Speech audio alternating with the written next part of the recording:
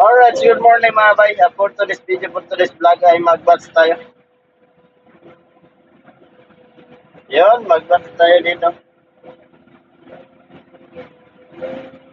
Mano-mano lang yung bats natin mga kabets muna, no?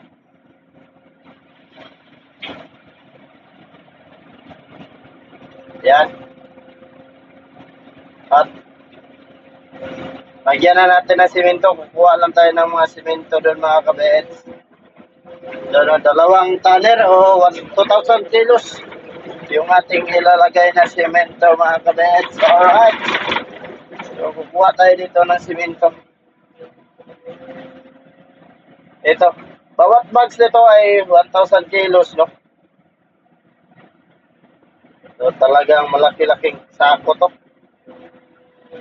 At makapal tong sako na to mga bay. Maganda to sa ano. Kung may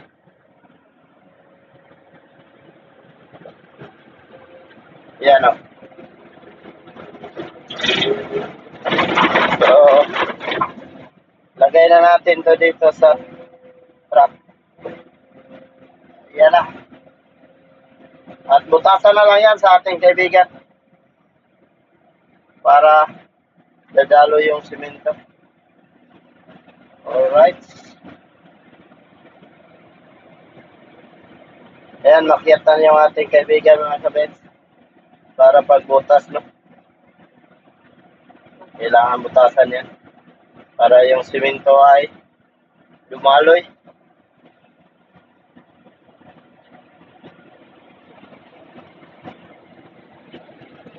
Bali dalawa, may isa pa.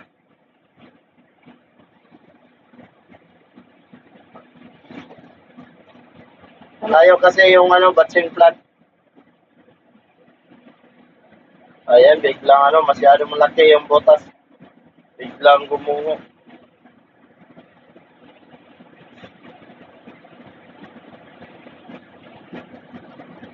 Ito na, paubos na, paubos na. Ayan ang mga bay. Madali lang. Paubos lang. At doon na lang yan i-final sa baba kasi nandun sa baba yung buhangin.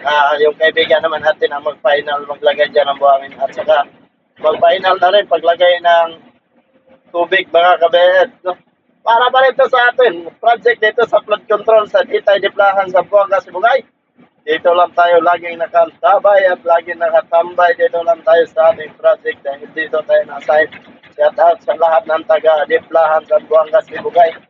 At dito sa barangay dito, talagang maganda yung plano dito sa ating gobyerno para sa mga magsasaka dito at palaya, no? Parang may matigas mga kabets. Parang may matigas na halo.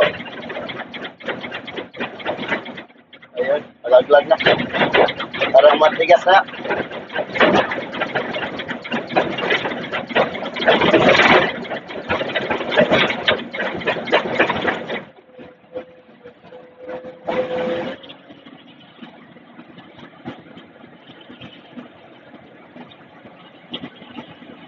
Ayan, naubos na yung isang sako at kukuha pa na naman tayo ng isa.